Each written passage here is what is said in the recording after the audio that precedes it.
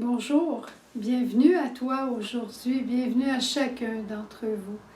Très heureuse de savoir que plusieurs d'entre vous serez là aussi pour notre triduum au mois d'août, au début du mois d'août. Est-ce que tu te souviens quand tu étais jeune que parfois tu avais l'impression que tes parents te disaient des choses contradictoires? Des fois, ta mère, elle disait « Ah oui, tu peux prendre un morceau de gâteau l'après-midi. » Puis 2-3 jours après, elle disait « Non, non, non, non, on ne mange pas de dessert l'après-midi, il ne faut pas que tu brises ton repas. » Des fois, on avait l'impression que ça ne tenait pas la route, que c'était pas cohérent.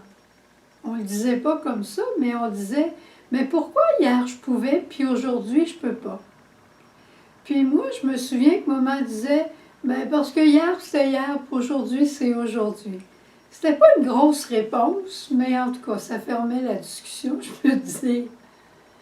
Parfois, on a l'impression que Jésus utilise les événements comme une véritable pédagogie, et il le fait. Et tout dépend de ce de quoi il veut nous parler. Il rencontre un malade, des fois il guérit, puis des fois il ne guérit pas.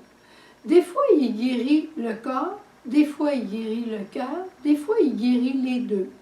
Ça dépend qu'est-ce qu'il veut nous enseigner. Mais toujours il fait quelque chose pour notre plus grand bien. C'est à ça qu'il faut s'arrêter toujours. Aujourd'hui, on voit Jésus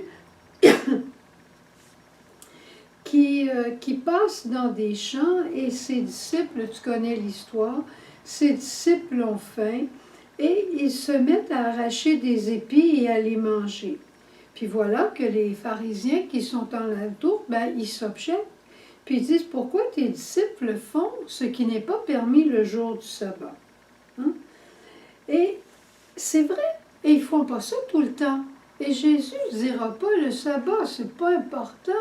Non, mais aujourd'hui, il permet à ses disciples de manger des épis, bon, parce qu'ils ont faim. Mais il aurait pu aussi, en d'autres occasions, leur dire non. Mais aujourd'hui, il veut nous enseigner quelque chose de plus grand.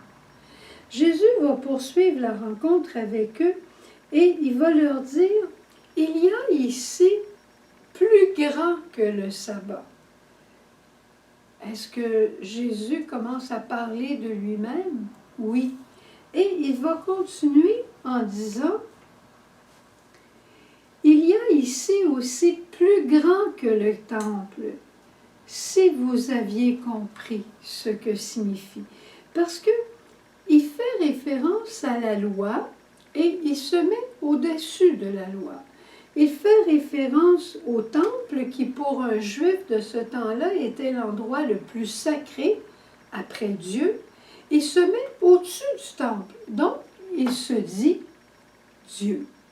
Jésus vient révéler, à travers cette péricope, il vient révéler qu'il est Dieu.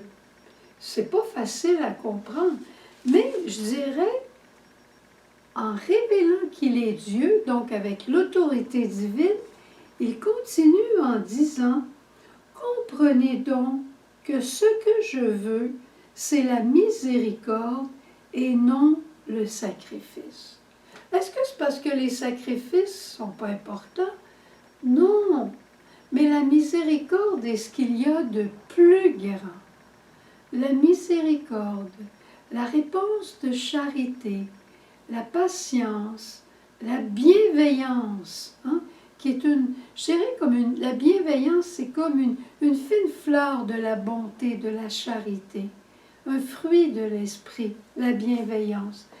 Tout ça est encore plus grand que toute la justice bien accomplie. Jésus nous demande d'aller plus loin et d'être à l'écoute de ce que lui veut, mais de façon, je dirais pas générale, mais absolue. Ce que Dieu veut pour nous, c'est la miséricorde.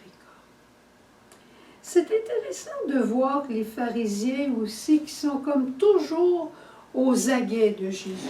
Moi, j'ai trouvé une paire de lunettes de ce temps-là. Regarde bien cette paire de lunettes. C'est assez particulier, hein? On dirait qu'il y en a qui ont encore des lunettes comme ça de pharisiens. On regarde une belle maison neuve, puis on dit « Ah, regardons ce garde-robe-là, la poignée n'est pas de la même couleur. » On regarde des enfants qui s'amusent ensemble, puis on dit « Ah, regardons, lui, il ne veut jamais prêter ses jouets. » On regarde un beau tableau, puis on voit des points noirs. On voit toujours la petite affaire qui est de travers, puis quand le beau veut s'exprimer, on n'y comprend rien. Quelqu'un qui a des belles lunettes, vous la connaissez, on vient de la célébrer hier, c'est la Vierge Marie. On dirait que la Vierge Marie, elle a des lunettes comme celle-ci. Des belles lunettes rouges d'amour. Ce pas des lunettes roses qui voient toute la vie en rose, mais ce sont des lunettes d'amour. Elle voit bien que son petit garçon, il ne veut pas prêter ses jouets aujourd'hui. Dès qu'elle aura une occasion, elle saura bien lui en parler. Elle voit bien que telle maison, tel appartement n'est pas tout en or. Quand il y aura une chance, elle passera, elle ramassera un peu. Mais ce que Marie veut nous dire en nous prêtant ses lunettes, c'est en tout temps et en tout lieu, mettez la miséricorde, l'amour, la charité et la patience au-dessus de tout accomplissement de loi, parce que ainsi vous aurez réalisé la plus grande des lois. Le sacrifice a sa place, les lois et les prescriptions, ils ont leur place, mais au-dessus de tout, la nouvelle loi de l'amour et de la charité. Et comme on le sait, l'amour prend patience, l'amour est serviable, l'amour ne règle pas tout de suite, ne comprend pas tout de suite, mais l'amour, patience et bienveillant, service. Et l'amour, je dirais, a le cœur d'une mère et d'un père, et il a le parfum de Marie. Je te souhaite une belle journée aujourd'hui. Et si par hasard, tu as une vieille paire de lunettes comme ça au fond de tes poches ou de ton tiroir, perds pas ton temps pour les mettre.